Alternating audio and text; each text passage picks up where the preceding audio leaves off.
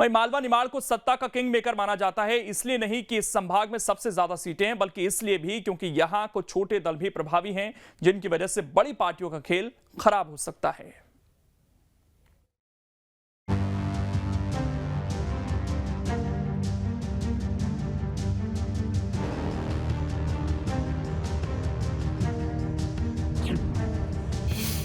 मालवा निवाड़ का क्या है गणित?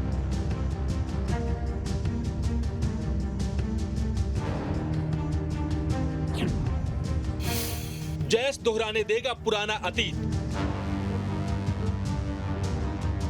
ये सवाल इसलिए है क्योंकि सत्ता की चाबी मालवा निवाड़ के पास ही है। जिसका दमखम दिखता है उसे सूबे की सत्ता मिलती है। मालवा निवाड़ को बीजेपी का गढ़ माना जाता है, लेकिन 2018 में कांग्रेस ने यहां सेंधमारी की थी और इसी दम पर कांग्रेस के हाथों में सत्ता की कमान आई थी। 2023 में बीजेपी को अपने गढ़ में साथ मिलने की उम्मीद है, तो वहीं कांग्रेस को 2018 वाला ट्रेंड दोहराने की उम्मीद है। लेकिन इस बार जयस इनकी उम्मीदों पर पानी फेर सकता है। ये बात अलग है कि पार्टियां इस बात को मानने को तैयार नहीं है। देखिए, जयस कह रही है कि मध्य प्रदेश में वो चुनाव लड़ेगी और अलग से चुनाव लड़ेगी। अभी तक जयस कांग्रेस के साथ थी, हीरालाल अलावा कांग्रेस के साथ चुनाव लड़ रहे थे, तो ये निश्चित रूप से सबसे ज़्यादा कांग्रेस को नुकसान पहुंचाएंगे। पर जयस में टूट हो रही है। आज ही एक नया प्रदेश अध्यक्ष, एक नया राष्ट्रीय अध्यक्ष घोषित हो गया है, तो इनके घर अपने आप से संभल नहीं रहे हैं। वो दूसरों के घरों पे पत्थर फेंकने का काम करने की बात कर रहे हैं। कांग्रेस पूरी तरह से ध्वस्त हो रही है और हीरालाल अलावा अलग कैंडिडेट खड़े करेंगे तो रही सही कांग्रेस की उम्मीद भी मध्य प्रदेश में खत्म हो जाएगी। भारतीय जनता पार्टी हर वर्ग के लिए काम कर रही है और गरीब हितैषी योजनाएं जो केंद्र की माननीय मोदी जी की सरकार की है, शिवराज सिंह चौहान की सरकार की, हम उसको लेके जा रहे हैं। जयस तो जो भी खेल बिगाड़ेगी भारतीय जनता पार्टी का बिगाड़ेगी। उसके पीछे जयस हो, चाहे आदिवासी वर्ग हो, चाहे पिछड़ा वर्ग हो, चाहे दलित समाज हो, इन सभी समाजों के साथ जो है शिवराज सिंह चौहान ने धोखा दिया है, खिलवाड़ करा है। इनके लिए इनकी कोई भी योजना जो सतह पे दिख नहीं रही है। इसलिए जो भी नुकसान होना भारतीय जनता पार्टी का होना। कमलनाथ जी ने जो है पूर्व में भी आदिवासियों को पट्टे दिए थे, आदिवासी पिछड़ा वर्ग का आरक्षण 35% कर रहा था, तो ये जो भी खेल बिगड़ेगा वो भारतीय जनता पार्टी का ही बिगड़ेगा। अब आपको बताते हैं कि आखिर मालवा निवाड़ का सियासी समीकरण क्या है। तो मालवा निवाड़ में विधानसभा की 66 सीटें हैं। 2018 से पहले यहां बीजेपी का पलड़ा भारी था। 2018 में कांग्रेस को 35, बीजेपी को 28 और निर्दलीय को 3 सीटें मिली थी।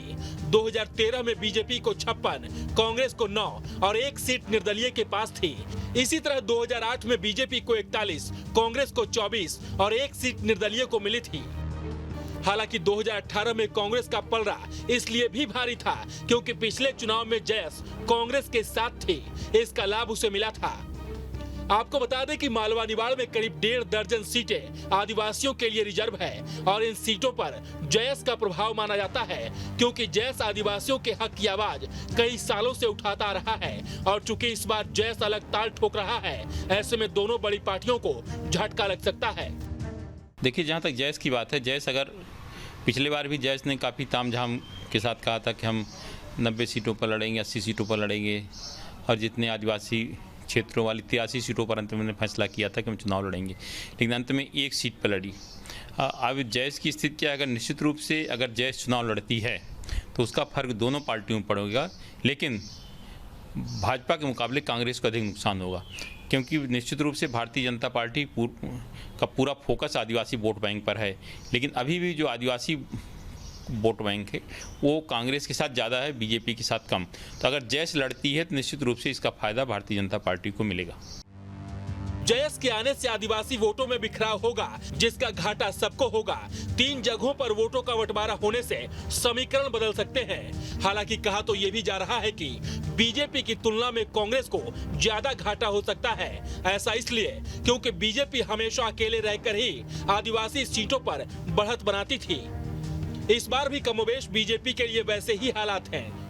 मध्य प्रदेश में ये चुनावी वर्ष है और ऐसे में बीजेपी कांग्रेस के सामने इस समय जयस संगठन चुनौती बनकर खड़ा हुआ है।